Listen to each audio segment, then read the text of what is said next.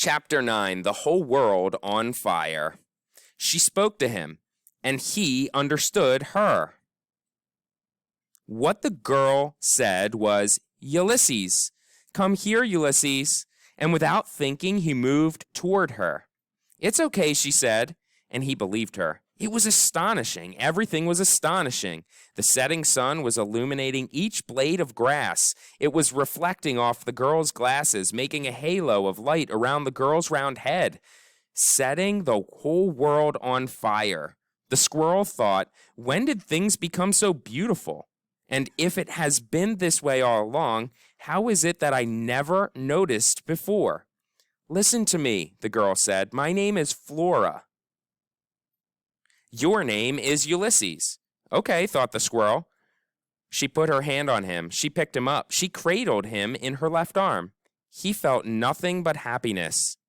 Why had he always been so terrified of humans? He couldn't imagine. Actually, he could imagine. There had been that time with the boy and the BB gun. There had, truthfully, been a lot of incidents with humans, some involving BB guns, some not. And all of them had been violent, terrifying, and soul-destroying. But this was a new life. And he was a changed squirrel. He felt spectacular, strong, smart, capable, and also hungry. He was very, very hungry. Chapter 10.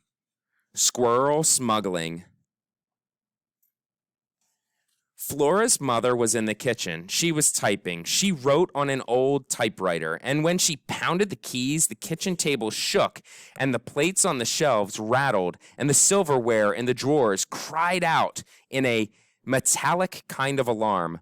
Flora had decided that this was part of the reason her parents had divorced. Not the noise of the writing, but the writing itself. Specifically, the writing of romance. Flora's father had said, "I think that your mother is so in love with her books about love that she doesn't love me anymore." And her mother had said, "Your father is so far off in left field that he wouldn't recognize love if it stood up in his soup and sang." Flora had a hard time imagining what love would be doing standing in a bowl of soup and singing, but these were the kinds of idiotic words her parents spoke, and they said the words to each other, even though they were pretending that they were talking to Flora. It was all very annoying. "What are you doing?" her mother said to Flora. She was sucking on a Pitzer Pop. I made her words sound rocky and sharp-edged. Her mother used to smoke, and then she stopped. But she still had to have something in her mouth when she typed, so she consumed a lot of Pitzer Pops. This one was orange flavored. Flora could smell it. "Oh, nothing," said Flora. She glanced at the squirrel in her arms. "Good," said her mother. She whacked the carnage return and the typewriter without looking up. She kept typing. "Are you still standing there?" her mother said. She typed some more words. She hit the carriage return. "I'm on a deadline here.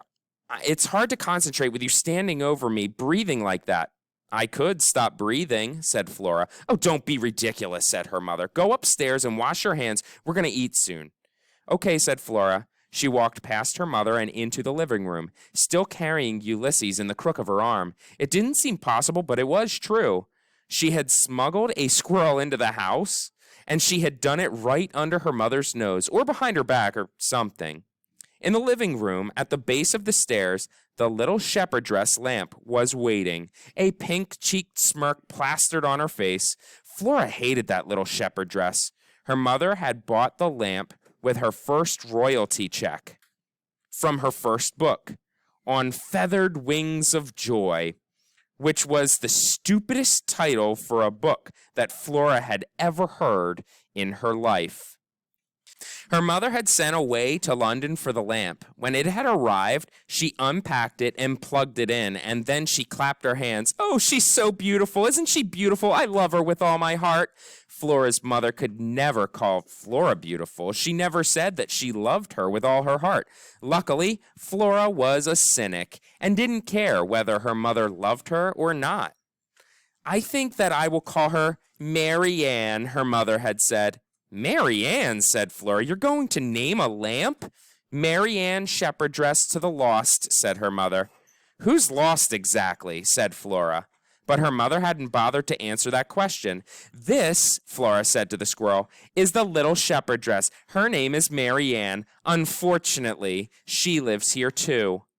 The squirrel considered Mary Ann. Flora narrowed her eyes and stared at the lamp.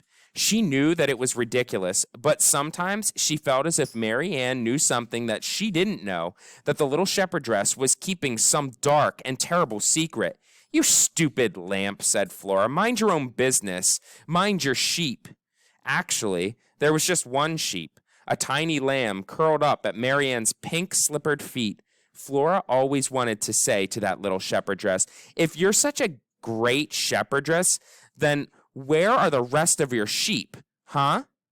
We can't just ignore her, said Flora to Ulysses. She turned away from the smug and glowing Mary Ann and climbed the stairs to her room, holding Ulysses gently, carefully in her arms. He didn't glow, but he was surprisingly warm for someone so small. Chapter 11, A Giant Vat of Incandesto. She put Ulysses down on her bed, and she looked even smaller sitting there in the bright overhead light. He also looked pretty bald. Good grief, said Flora. The squirrel certainly didn't look very heroic, but then neither did the nearsighted, unassuming janitor, Alfred T. Slipper. Ulysses looked up at Flora, and then he looked down at his tail. He seemed relieved to see it. He lowered his nose and sniffed along the length of it. I'm hoping that you can understand me, said Flora. The squirrel raised his head. He stared at her. Wow, said Flora. Great, okay.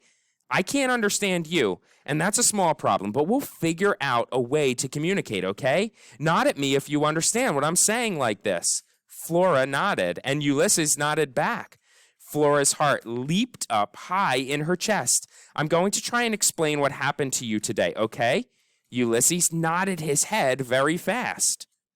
And again, Flora's heart leapt up high inside of her, and hopeful and extremely uncynical kind of way. She closed her eyes. Don't hope, she told her heart.